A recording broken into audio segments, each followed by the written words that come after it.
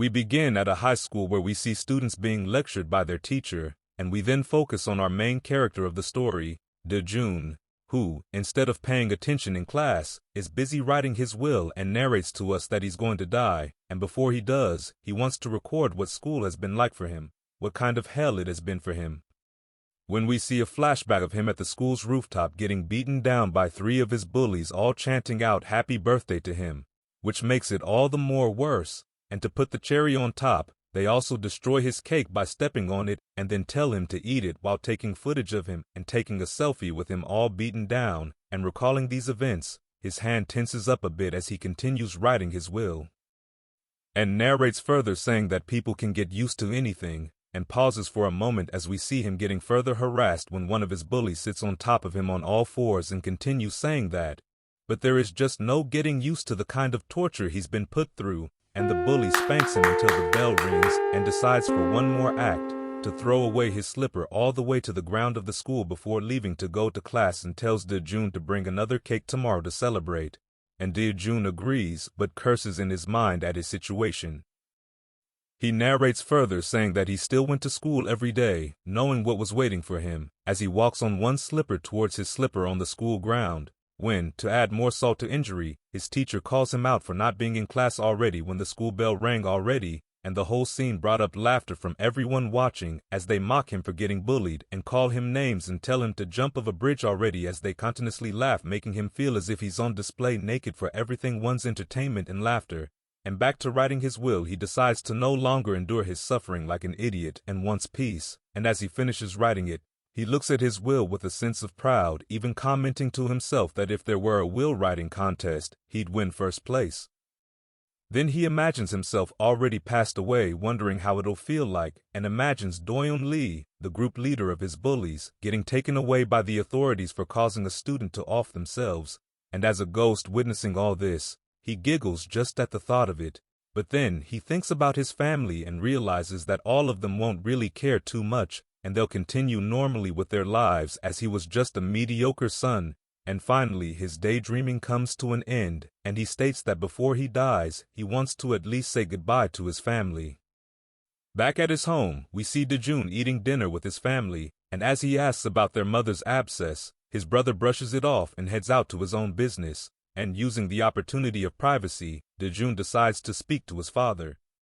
He apologizes for being demanding and being a huge pain, and he sends his goodbyes to his father in tears in his mind, and as he tries to continue, his father stops him and tells him to move to the left because he's blocking the TV. I can drop ties in this bitch, drop like flies in this bitch. On the TV, we see the news broadcasting the identity reveal of a second-year high schooler who revenge murdered students at their local high school.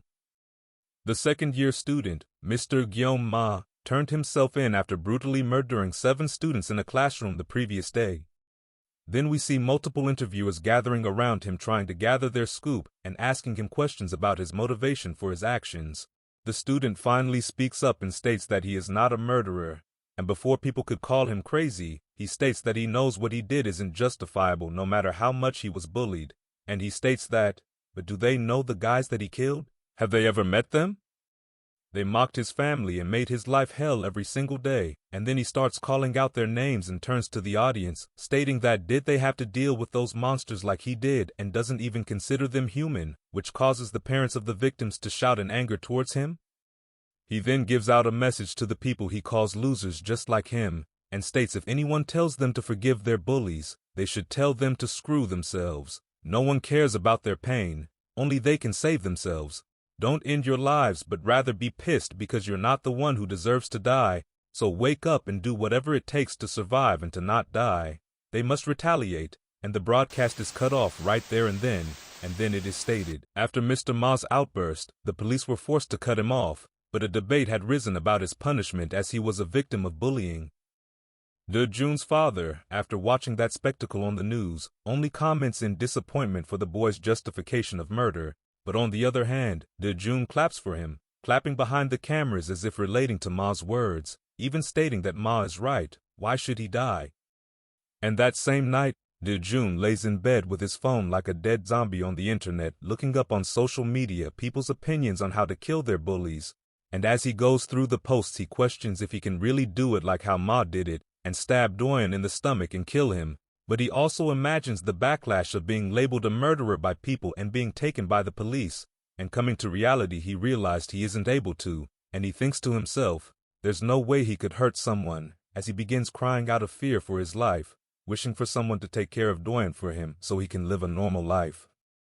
After he finishes weeping, he also acknowledges the fact that if he doesn't do anything, he'll be Doyon's punching bag for the rest of his life, and finds it way too unfair as he grips his bedsheets. Then he gets up and goes searching in his family's toolbox drawers and finds something that brings an evident light upon his face, and back at his room we see the tool he took was a screwdriver and is using it as his murder weapon and practicing on the pillow for his attack on Doyon, thinking about what Guillaume said about him not being the one who deserves to die but Doyon Lee.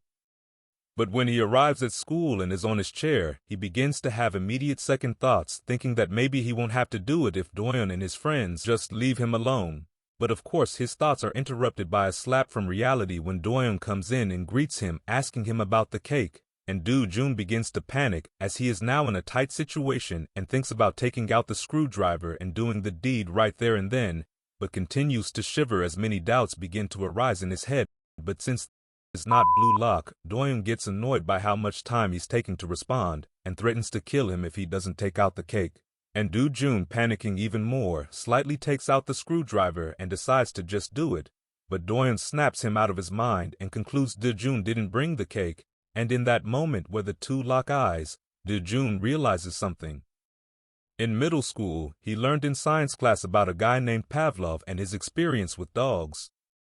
The dogs were fed at the sound of the bell, and after a while, the mere sound of the bell caused them to salivate in anticipation of food, and just like a dog that's been conditioned to salivate, he has been conditioned to fear.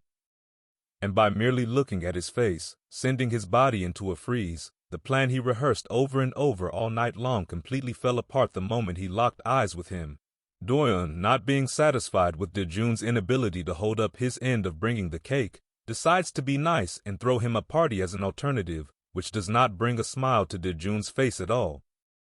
We shift scenery to a construction building where we see the group and Do-jun all together with planned snacks and alcohol waiting for them up ahead, and as Do-jun tries to reject the alcohol, Doyon just tells him it's fine because if he doesn't drink it, he'll kill him as motivation.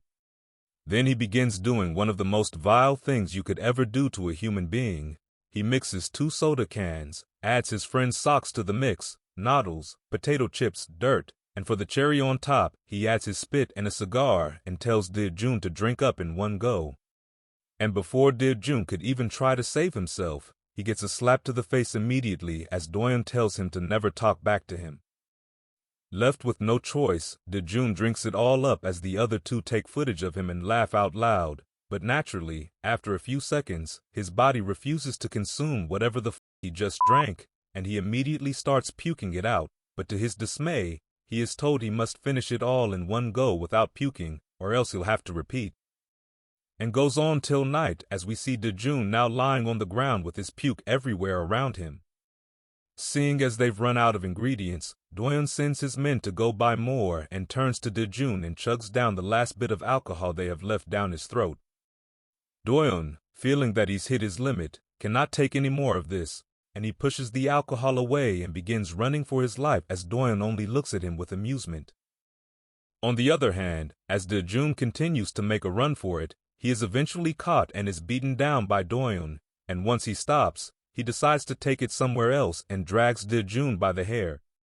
Do-jun questions why he has to suffer so much and why he's so powerless, especially when he looks at Doyon's face. And once Doyon Lee turns his face, Do-jun realizes something. If he can't see his face, then he can fight back, and he pushes Doyon in front of the road, and tragically a truck comes from behind Doyon before he could say anything. Seconds later, we see the henchmen coming back to the building discussing Do-jun when they come across an accident where people are hovering all over the victim, and when they go see who it is, their faces say it all, who they saw. Walking on the sidewalks is a couple enjoying their day when suddenly a teenager runs in between them, and upon looking at his face, they forget to even tell him to watch where he's going, and his face is bloodied and bruised. After Do-jun finally stops and catches his breath, He realizes the severity of his actions but also acknowledges if he hadn't done it, he would have died, and remembering what Ma said about fighting back to survive, he too decides with newfound courage to survive. Back at home, Jun is on top of his bed covered in bedsheets as he contemplates what he had just done to Doyeon and thinks as to why he didn't just turn himself in, wondering if he's dead. He continues to have guilt within himself, believing he only did it out of self-defense, but thinks still pushing him in front of a car was not the right move. But then he justifies his actions, saying that if he hadn't pushed him, he would have died and was left with no choice. All he wanted was just revenge, he says with tears coming out. We shift to the next day at school, where Jun feels anxious about going to school like any other day, thinking that it was the last day of his life while other kids are having the time of their lives in the back. He wishes to know what happened after the accident, and he thinks of Doyeon Lee wondering how the classroom would be without him.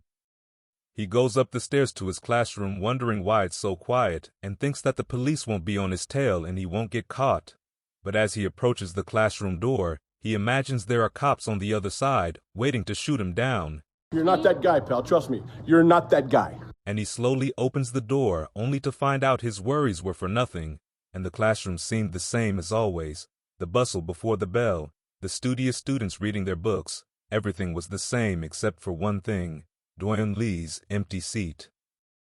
After some time when everyone has been seated, the classroom teacher makes an announcement that last night Doyeon got into a car accident. Hearing this, Jun immediately gets shivers down his spine as the teacher continues to state that he was hit by a truck and is currently unconscious, and before the students could start their murmurs, he continues stating that the police deduced he got hit while jaywalking, and Jun reacts in shock to this. Then as the homeroom teacher takes his leave telling everyone to wish a speedy recovery for Doyeon, Jun thinks to himself if it means he's off the hook since it was reported he was jaywalking, and slightly grins in relief but quickly smacks himself to the face as his conscience kicks in and goes to turn himself in. But as he goes through the hallway he thinks to himself if it's so wrong to want peace for just a couple of days and decides instead to go back to enjoy the peace Doyeon had stolen from him, the peace to enjoy a normal lesson, have break time without getting beaten up or listening about his parents getting cursed by him, and reading a book he couldn't even find the time to read back then, and overall having a normal school life. Which may not seem much to others, but to him it meant so much to him, so much so he started crying. Doyeon had taken this little part of his life from him all this time. Then after a few seconds he wipes his tears away when a classmate calls out his name and calls him out on pushing Doyeon in front of the vehicle. Frightened, Jun questions him when the friend of the classmate comes in to clear up the joke and apologizes on his friend's behalf and takes their leave, but makes sure to gossip about him not having the balls to do such, to which Jun thinks being a loser has its benefits. But a feeling suddenly arises within him, feeling the classroom is different today, and he looks back at the two who used to pick on him when Doyeon Lee wasn't here, and all the other kids who got bullied alongside him seemed a lot more comfortable. With Doyeon Lee gone, the class was more peaceful. And looking outside the window, Jun thinks to himself that maybe he has done a good thing and God is rewarding him for everything he's been through. But then below the school gate, the police show up. This gets the whole class on hype wondering who it's here to arrest, and as if all Jun's worst nightmares are coming to life, he gets called by a student telling him he's being called at the teacher's office, and we shift panel to see him getting cuffed by the police as he is told he's under arrest for the attempted murder of Doyeon Lee. These words petrify him instantly. His teachers try to reason with the officers stating that it was reported he was jaywalking and that Jun wouldn't do such a thing, but then the cops reveal that a security camera at a nearby shopping complex captured Jun pushing Doyeon, and we see the evidence of this happening on his phone. Daejin gets taken away and just like that his sweat dream was over, thinking that he isn't ever allowed to be happy in this life.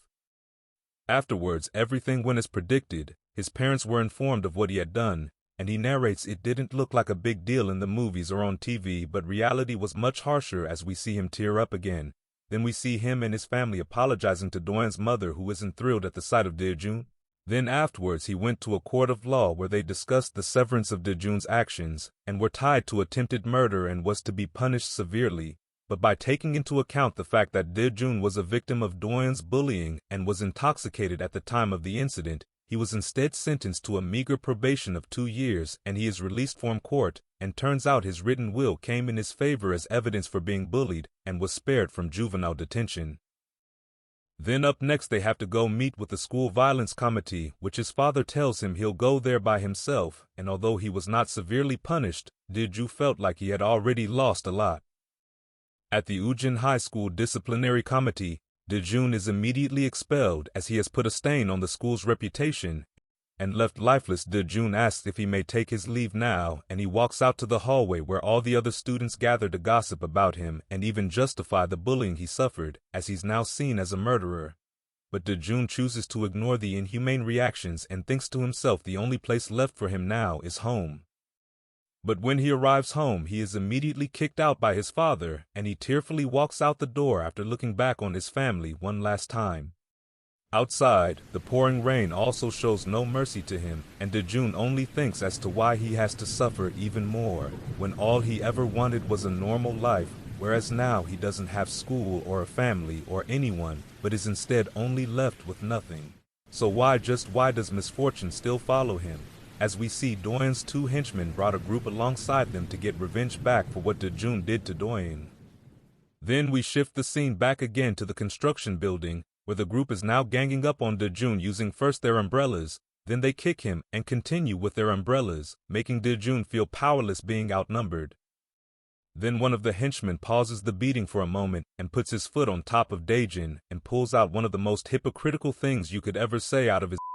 and states that Doyen may have been a piece of trash to him, but how could he push him in front of a car and he'll accept his apology on behalf of his poor friend Doyen?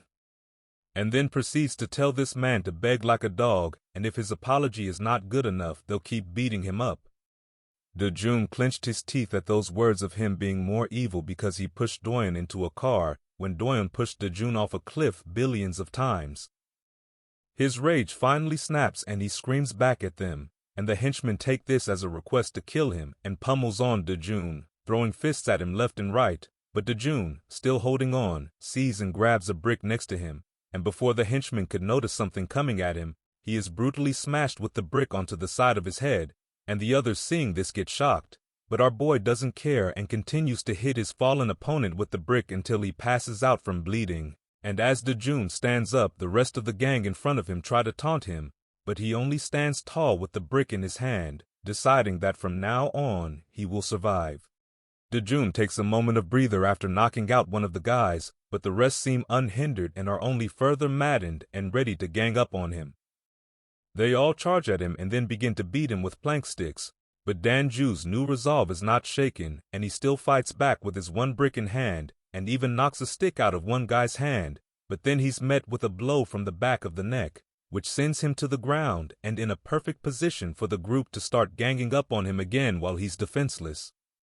They then raise him up to properly beat up his face, but when one of them pulls his head by the hair, they see Dejun is still not shaken, but has an expression that has no hint of fear, and the guy being pissed off by that motions his stick towards Dejun's eye, and in his mind, Dejun questions why he's so weak and wishes he were a little stronger to enact his revenge when someone calls them from behind the commotion, drawing everyone's attention to them, and the intruder questions why they're at his house and wishes them to leave so he can eat his noodles in peace. But the group seems not interested in taking his request, but instead throws nasty looks at him and mocks him, and then they threaten him to leave while they're asking nicely, but the intruder only stands on his statement that it really is his house, and the brick Dejun used was his pillow, but now it's covered in blood. Then, seeing as things were getting nowhere, one of the guys from the group make it direct that they're busy and the intruder should get lost, and the guy decides to then take his leave as he's got other houses anyway, referring to the playground, and as he leaves, the purple-haired guy makes fun of him saying the intruder was scared, when suddenly a bowl of noodles comes out of nowhere towards his direction and hits him on the face, and the intruder comes in charging from above and kicks his face midair, and the rest let go of Dejun to go attack him.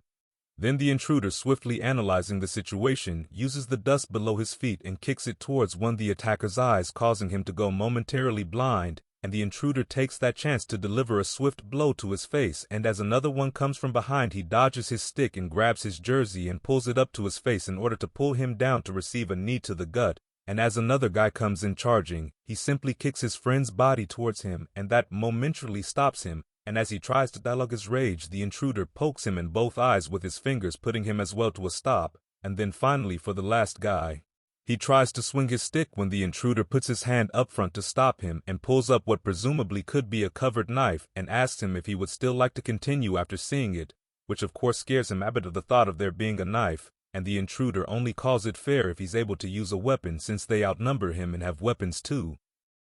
Then, in a shocking turn of events, the intruder ends up throwing the supposed knife at the guy, and when he catches it, he comes to find out that it was just chopsticks the whole time, and using that chance of distraction, the intruder lands one final kick to the face of the last guy, stating that he never needed a knife for guys like him.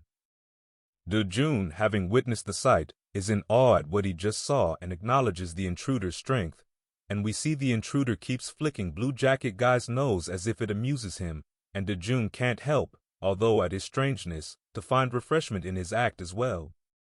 Then we see the rest of the guys who got up begin to run away, and Do-jun takes the opportunity to thank the strange man for his help, but the man also tells him he is to excuse himself out as well, and Do-jun does as he says, and the man ponders on having nothing to eat now, but before he could go, Do-jun grabs him by the shoulder and stops him in order to request of the strange man to make him as strong as him.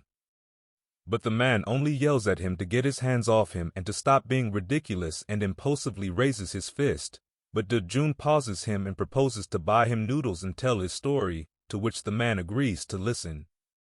Then we shift scenes to see the both of them inside of a convenience store, and Do-jun introduces himself, having told the man of his recent tragedies, to which he sympathizes with while slurping on the noodles, and praises Do-jun for standing up against Doyon Lee, and Do-jun thinks the man is different from when he fights, as he now seems more cheerful.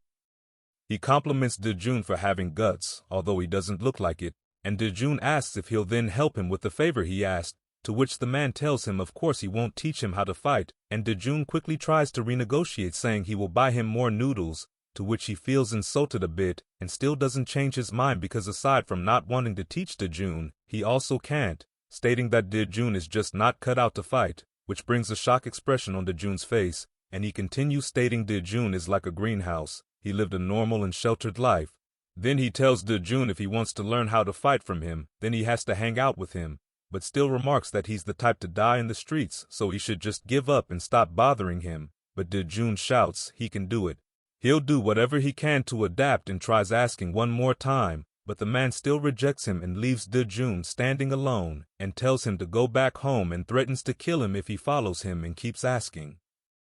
Do-jun questions why he can't do it. Is he supposed to just live like this for the rest of his life? The next day comes, and we see that Do-jun is stalking the man, following him wherever he goes, stating that he can't just give up like that, and we see he already had a failed attempt at following him discreetly before but got discovered and punched in the face. But our boy Do-jun is still keen on getting his revenge and continues to follow the man and decides that if he won't teach him how to fight, then he'll just have to copy his every move and hopefully be as strong as him. He begins following him around, and when he sees the man wearing a jacket that he got from a clothes recycle bin, he does the same thing and wears it, and when he sees him eating tuna from street cats, left behind for them, he does the same thing and gets chased away by a woman shouting why he's stealing from the cats, and when he sees him at the playground sleeping at one of the rides, he does the same thing, and kids of course still play unbothered by his presence. And Do-jun pretty much sums up that the man lives like a wild animal and starts to doubt if following him around like this will be of any help. But when he sees him in action beating thugs, he regains his confidence in him, and we see the man is merciless even when his opponent begins to plead for him to stop, and at that Do-jun concludes if he just becomes like him, then he can get his revenge. Unbeknownst to Do-jun, the man keeps spotting him in corners, and finally, having had enough, calls him out on it and asks him if he's following him around so he could learn how to fight and get his revenge, to which Do-jun shouts, "Of course!" And the man, seeing as to how persistent he is, agrees to finally teach him, and Do-jun is astounded at this, but then the man continues to say only if he can beat the delinquent who he's pointing at, and Do-jun recognizes him as Jong-hyun Park, one of Doyon Lee's henchmen. The man states as they're walking that hitting one of the henchmen with a brick back then was not a bad move, but it's not enough. What he's doing right now is like a rabid struggle, and he continues saying that's not revenge but being caught up in a trap. He tells Dejun if he really wants to get them for good, then he needs to put himself in their shoes. We see the delinquent on the phone screaming at the other person on the line that if they're to find the man, they should call him right away, and up above him we see Dejun, crouched and preparing to sneak attack the delinquent. And we see the man told Dejun to forget what he was like at school. Up until now he's been the prey, this time he needs to be the predator.